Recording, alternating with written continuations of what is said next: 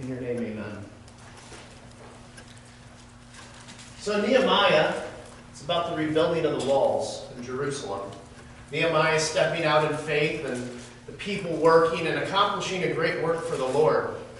But when you step out in faith and you're attempting to accomplish something great for the Lord, Satan doesn't like it. The enemy doesn't like it. You face opposition. So what tactics does the enemy use? Nehemiah chapter 4 through 6 is all about the different attacks that come against them, trying to get them to stop. It's the opposition Nehemiah and the Jews faced. And it's also about how they responded. We're going to look at these different tactics used by the enemy to stop this work.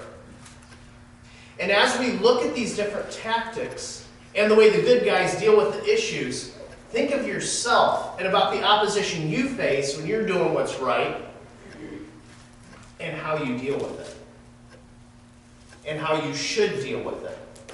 Because all of us here, we come here because we love the Lord, right? So we should all be attempting to do great things for the Lord. Sometimes in life it'll be something greater than at other times. I understand that. But we should all be attempting to live for Him. And the enemy's against you. The day and age has changed, but the tactics haven't changed that much. New face, same core philosophy. So the first tactic we're going to look at is ridicule. Chapter 4, starting in verse 1. But it came to pass that when Sanballat heard that we builded the wall, he was wroth and took great indignation and mocked the Jews. And he spake before his brethren in the army of Samaria and said, What do these feeble Jews? Will they fortify themselves? Will they sacrifice? Will they make an end in a day? Will they revive the stones out of the heaps of the rubbish which are burnt? Now Tobiah the Amorite was by him, and he said, Even that which they build, if a fox go up, he shall even break down their stone wall. Ridicule, the first tactic that was used. A little fox would be capable of destroying this wall. It's not going to take much. Ha ha, you foolish Jews. You're ridiculous. Has anyone ever ridiculed you for following the Lord and doing what was right? Facebook, at work. Verse 4, Hear, O God, for we are despised, and turn their reproach upon their own head, and give them for a prey in the land of captivity, and cover not their iniquity, and let not their sin be blotted out from before thee. For they have provoked thee to anger before the builders. So built we the wall, and all the wall was joined together unto the half thereof, for the people had a mind to work. How did Nehemiah respond to the ridicule? He prayed. He took it before God and trusted Him. And what did the Jews do? They continued to build. Okay, ridicule us all you want. We're still going to do what's right. Someone ridicules you for doing what's right. Do you stop doing what's right? No. Got to keep going. Got to keep doing the right thing. Next tactic, plots of war. Verse 7 of chapter 4. But it came to pass that when Sanballat and Tobiah and the Arabians and the Ammonites and the Ashdodites heard that the walls of Jerusalem were made up and that the breaches began to be stopped, then they were very wroth and conspired all of them together to come and to fight against Jerusalem and to hinder it. So the ridicule did not work, so they resorted to planning an attack. If words don't work, then the enemy might decide to threaten physical harm. Physical harm. We see this some in our world today. It's sad, but there is growing amounts of religious persecution in our country. Believers wanting to stand up and do what's right, and people are threatening physical harm to them. So, what did Nehemiah do? Verse 9. Nevertheless, we made our prayer to our God and set a watch against them day and night because of them. Their response, prayer to God and asking God to do His part. Okay? And then they posted a 24-hour watch to do their part. Someone's threatening to break into your house. Because you love the Lord, what do? Take it to God, maybe install a security system. And just leave it to God, because He's in charge. Doesn't mean you stop doing what's right. Next attack is discouragement. Discouragement. Chapter 4, verse 10. And Judah said, the strength of the bearers of burdens is decayed, and there is much rubbish, so that we are not able to build the wall. This tactic was used by Satan from within to attempt to undermine God's plan, trying to get them discouraged. The strength of the bearer of burdens is decayed. They can't keep lifting this stuff. It's too heavy now. They're so tired, their muscles hurt. There's much rubbish. There's so much to go. Mountains and mountains of rubbish. We'll never get it all done. The job seemed just so big, and their strength seemed so small.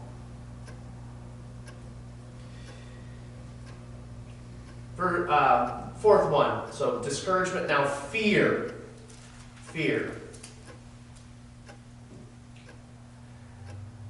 Verse 11, and our adversary said, they shall not know, neither see till we come in the midst among them and slay them and cause the work to cease. So we're going to do a surprise attack and slay them that the work will stop. Ha ha ha ha. Verse 12, and it came to pass that when the Jews which dwelt by them came, they said unto us 10 times, from all places whence ye shall return unto us, they shall be upon you. So the friends and the families of the people that have come in from the villages to work on the walls try to persuade them to come home because of the danger. So come back home, because there were Jews that were from the surrounding area that had come in to Jerusalem to help work on the wall, and their friends and their families are coming and saying, we heard that they're planning an attack, please come home and be safe. How will they respond to this fear? Verse 13. Therefore set I in the lower places behind the wall, and on the higher places I even set the people after their families with their swords, their spears, and their bows. So Nehemiah posts guards. They were posted in families to increase the motivation to fight.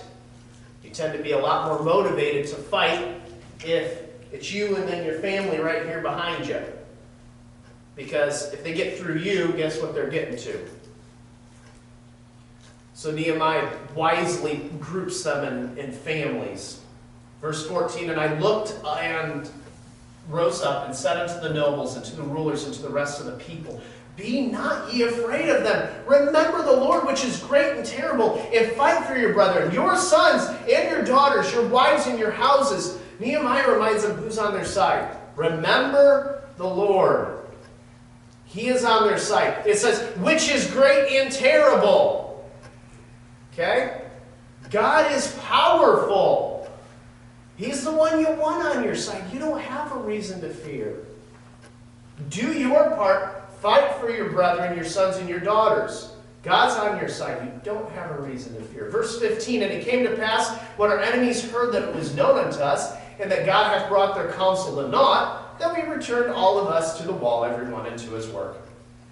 The plans of the enemy were made in secret, yet they were known unto God. And God passed them on to the Jews that were rebuilding the wall. God brought their counsel for war to naught by notifying the Jews of the plan, thus removing the element of surprise. Attacks made in surprise are far more effective than attacks made on people who know you're coming.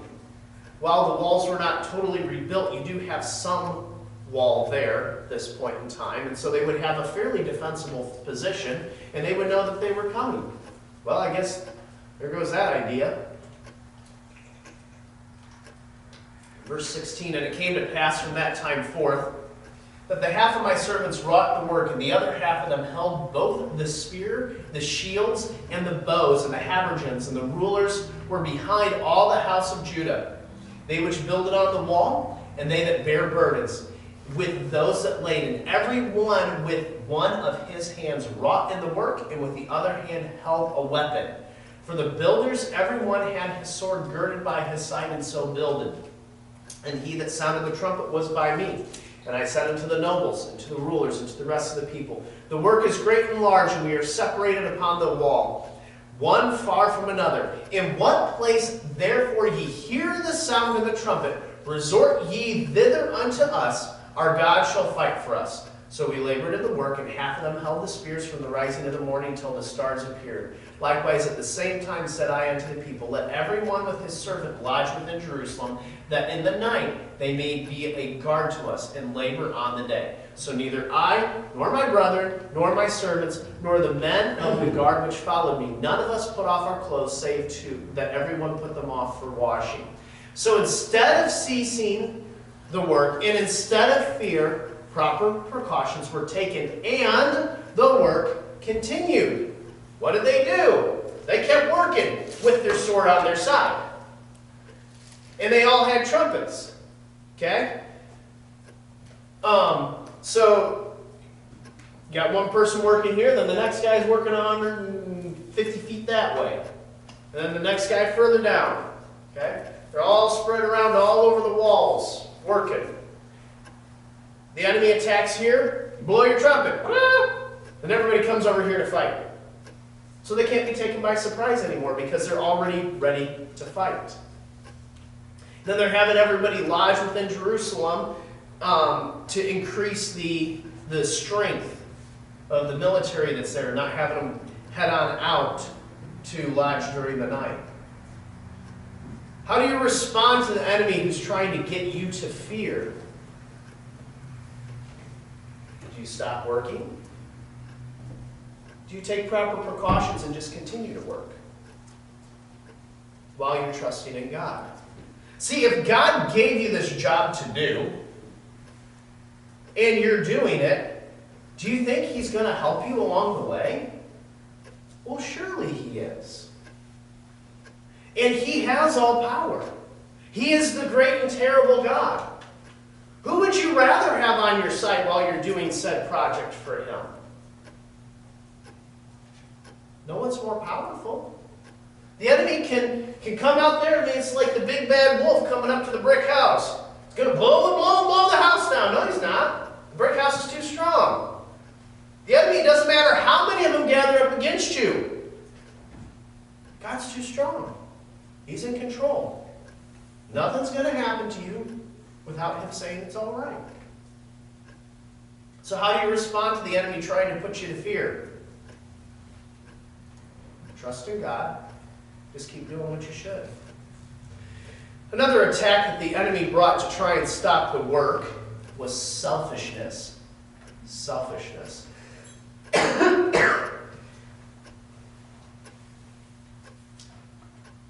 This is all of chapter 5 is about selfishness. So let's go through it. Starting in verse 1. The nobles were taking advantage of the situation for their own selfish gains. And here's how it happened. Chapter 5, verse 1. And there was a great cry of the people and of their wives against their brethren the Jews, the nobles. The workers were crying against the Jewish nobles. Verse 2. For there were that said, here's one complaint, we our sons and our daughters are many. Therefore we take up corn for them, that they may eat and live. Some complained that they were many and in need of food, and they were hungry. Next complaint, verse 3. Some also there were that said, we have mortgaged our lands, vineyards, and houses that we might buy corn because of the dearth. Some complained that they had to mortgage their land just to get some food. Who are they mortgaging their land to? The nobles that have the money. Another complaint, verse 4. There were also that said, we have borrowed money for the king's tribute, and that upon our lands and vineyards. Some complained that they had to borrow money just to pay the king's tax. Who are they borrowing money to pay the king's tax from? The nobles. Verse 5. Yet now our flesh is as the flesh of our brethren, and our children as their children. And lo, we bring into bondage our sons and our daughters to be servants, and some of our daughters are brought into bondage already. Neither is it in our power to redeem them, for other men have our lands and our vineyards. Because of the difficult financial times, some of their children were having to go into slavery.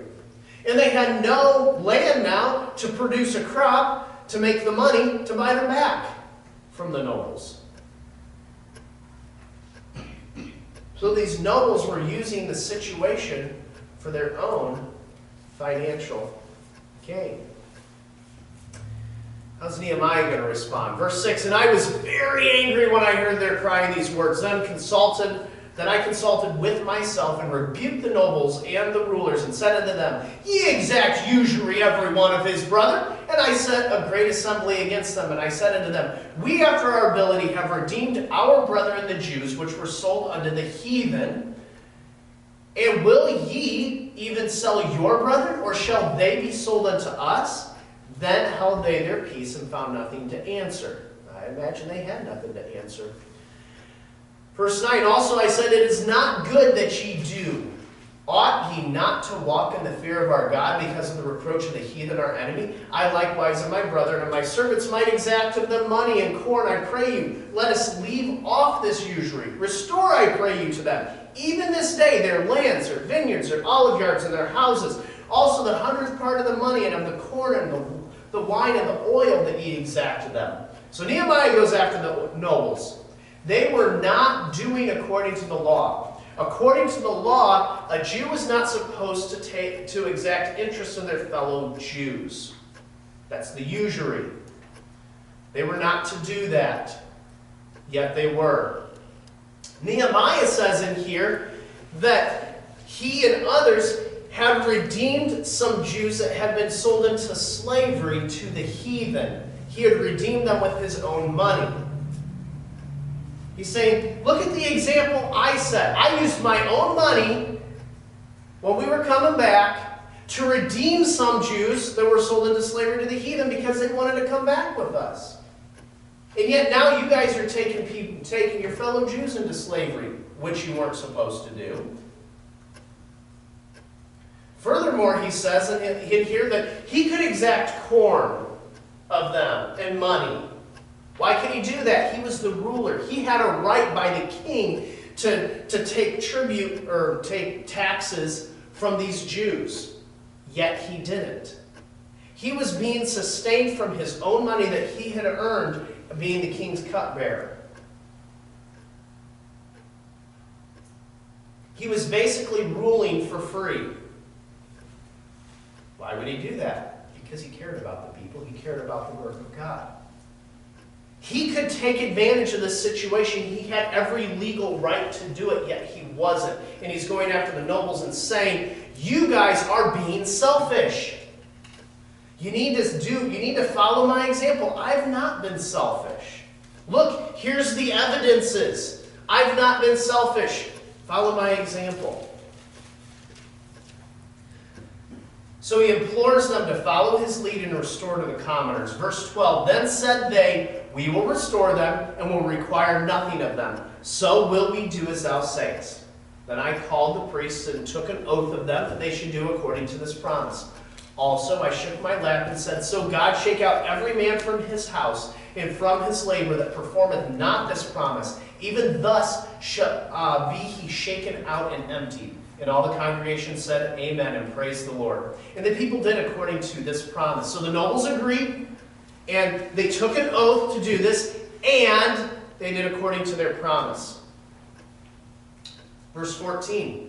Moreover, from the time that I was appointed to be the governor in the land of Judah, from the 20th year even unto the 32nd year of Artaxerxes the king, that is 12 years, I and my brethren have not eaten the bread of the governor, but the former governors that had been before me were chargeable unto the people, and had taken of them bread and wine, beside 40 shekels of silver. Yea, even their servants bear rule over the people. But so did not I, because of the fear of God. So for these 12 years that Nehemiah ruled, he never once took a wage by the taxes from the Jews. He supported himself with his own resources. Nehemiah could have taxed the people to feed himself. He had this right from the king, from King Artaxerxes. But because he was selfless, he used his own wealth to feed himself. Verse 16, yea, also I continued to work on this wall, neither bought me any land, and all my servants were gathered thither unto the work. Moreover, There were at my table 150 of the Jews and rulers, besides those that came unto us from among the heathen that are about us. In addition to feeding himself, Nehemiah fed 150 other Jews at his table. That's selflessness.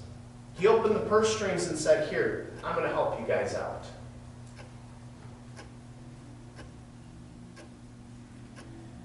Verse 18, now that which was prepared for me daily was 1 ox, and 6 choice sheep, also fowls were prepared for me, and once in 10 days' store of all sorts of wine.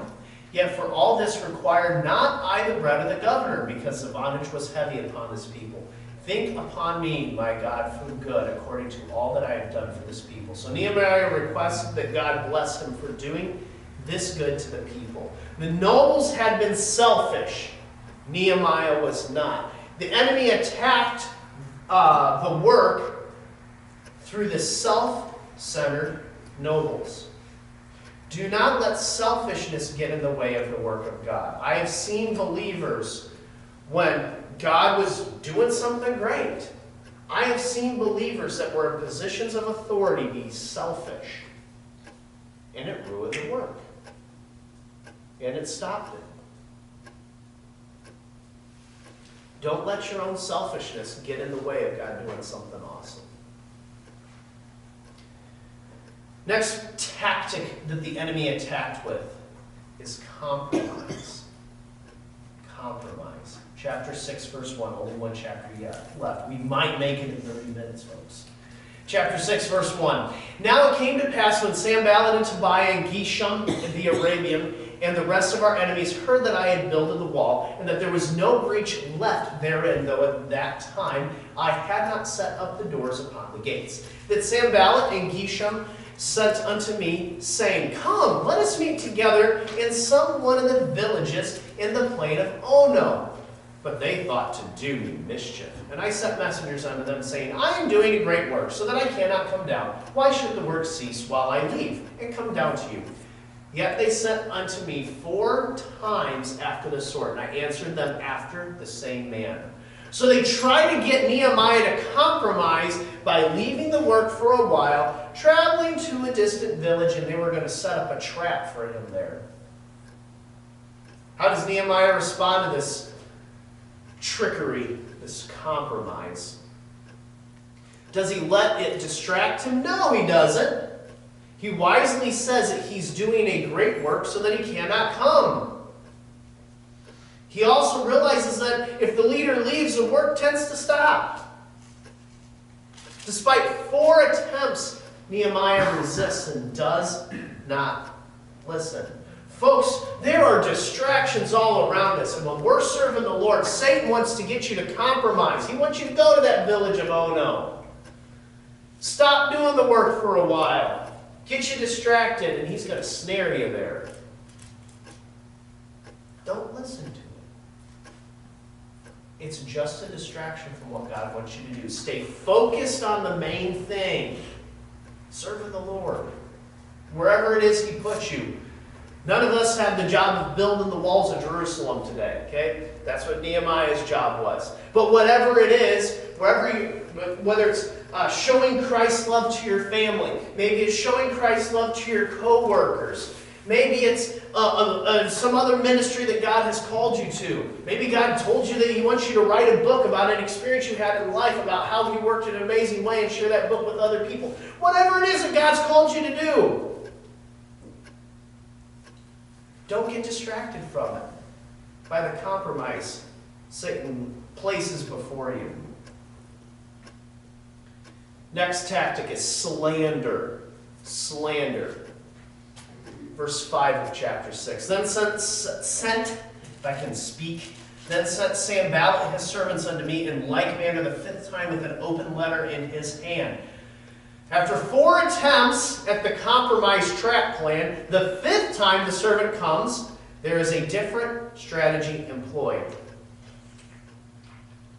The letter was an open letter so that the information would be public.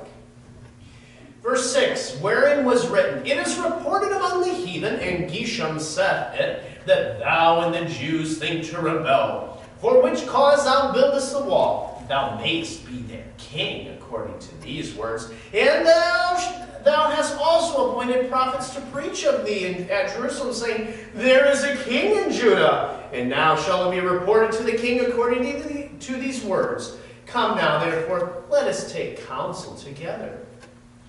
So to slander someone is to make a false statement to damage that person's reputation. The false statement here was that Nehemiah rebuilt this wall so that he and the Jews could rebel and Nehemiah would be their king. And Sanballat was threatening to tell the king Artaxerxes.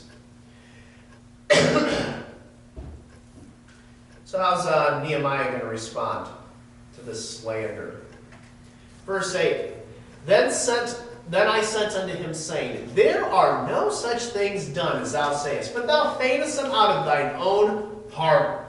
Nehemiah calls it what it was. He says it's a lie. You made it up. That's not true, Sanballat. Verse 9, For they all made us afraid, saying, Their hands shall be weakened from the work that it be not done. Now therefore, O God, strengthen my hands. The core reason for this slander was to slow their work. Make them fearful. Make them start talking amongst themselves, and so that the workers would not be working real hard. Should we really be building this wall? Is Nehemiah really going to proclaim himself the king, and then Artaxerxes come wipe us all out? So what does Nehemiah do? He says, all right, God, this is why they did this. They want to slow the work down.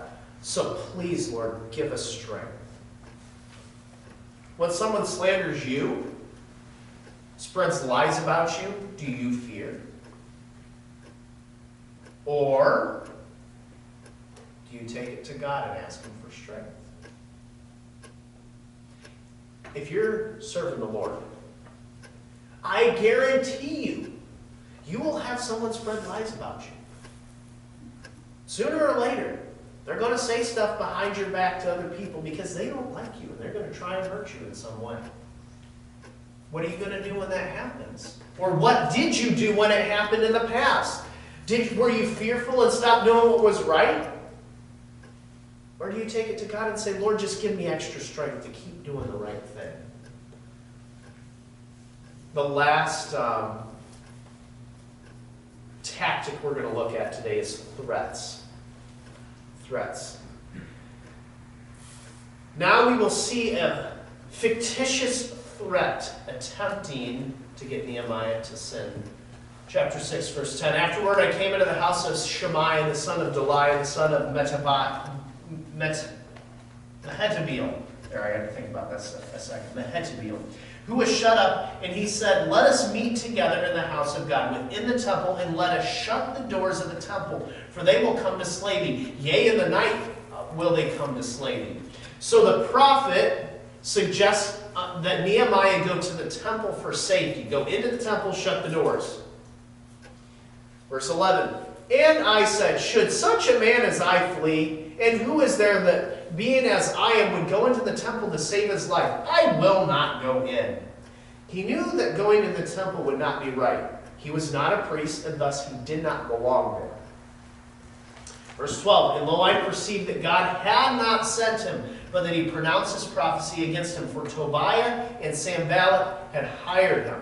This message was not from God, but from the enemy. It was a trick. It was a trap trying to get Nehemiah to sin. It was a fictitious threat.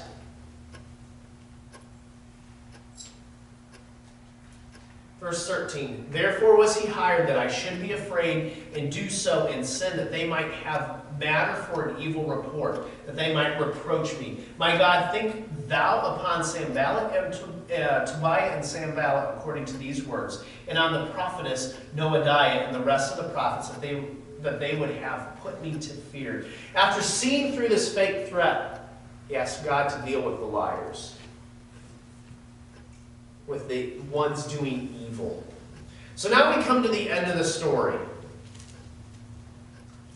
Verse 15. So the wall was finished, in the 25th day of the month Elul, in 50 and 2 days. And it came to